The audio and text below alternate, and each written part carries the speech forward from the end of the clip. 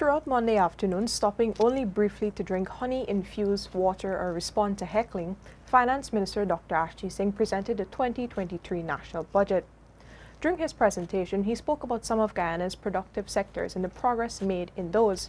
But he also spoke about key budgetary measures which are meant to bring relief to people.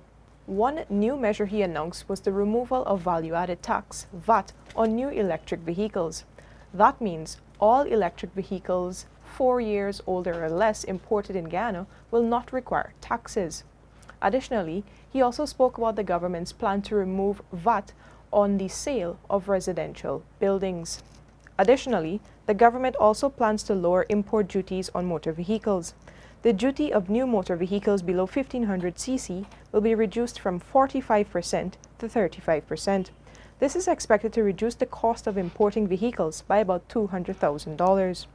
Meanwhile, for used imported vehicles below 1500 cc, the government will replace the current tax rate with a flat rate of taxes of $800,000.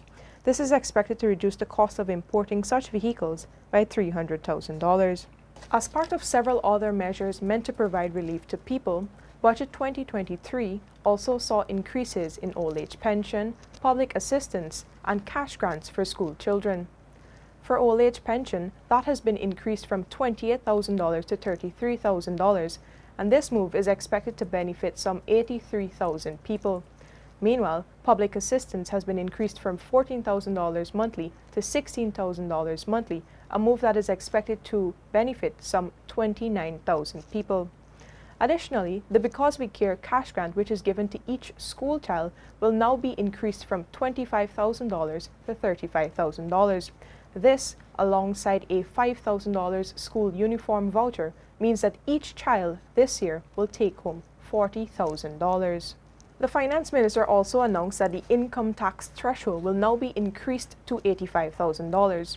What this essentially means is that for persons earning $85,000 or less monthly, they will not be required to pay an income tax. For persons earning more than $85,000 monthly, they will only be taxed on the sum above $85,000. Now, in response to global challenges that are contributing to a rising cost of living in Guyana, the Finance Minister also announced key relief measures. One such measure is a $5 billion allocation set aside for cost of living measures that will be announced subsequently after consultations with communities. Additionally, $10 billion has been set aside for the government's part-time jobs initiative. As I just announced, it delivers $3 billion worth of special salary adjustments to our healthcare workers and uniformed servicemen and women. It delivers $3.3 billion in tax relief to those paying income taxes. It removes 12,000 of them immediately from the tax net. It provides $2.1 billion in additional cash grants to parents of school-age children.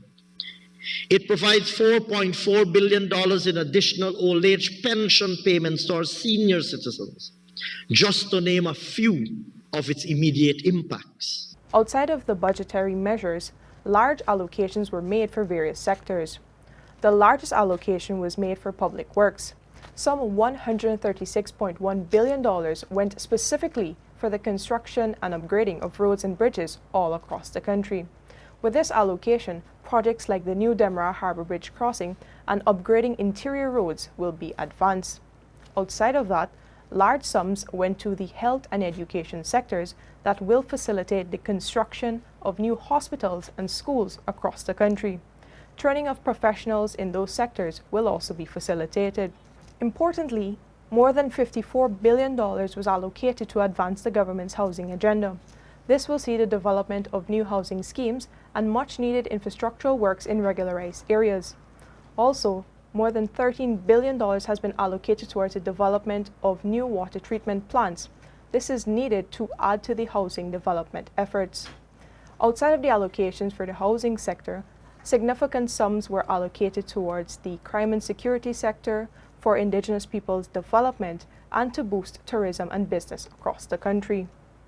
A sum of more than $43 billion was also allocated to advance works at the massive Wales Gas to Energy project. Through this allocation, works at the natural gas liquids plant and associated facilities will be done this year. It allocates $84.9 billion for enhanced healthcare delivery and $94.4 billion for the education sector to ensure our young people are prepared for the future that beckons them. I reiterate this really to make the point that this is a budget for all Guyanese, and it is a budget for now, and it is a budget for the future. Outside of the spending outlined in this 2023 national budget, the finance minister also said that Guyana's economic resilience will continue this year. He said that the economy is expected to expand by some 25.1%, and the economic growth is largely attributed to expanding oil and gas activities offshore. Reporting for the newsroom, I am Vishani Ragobeer.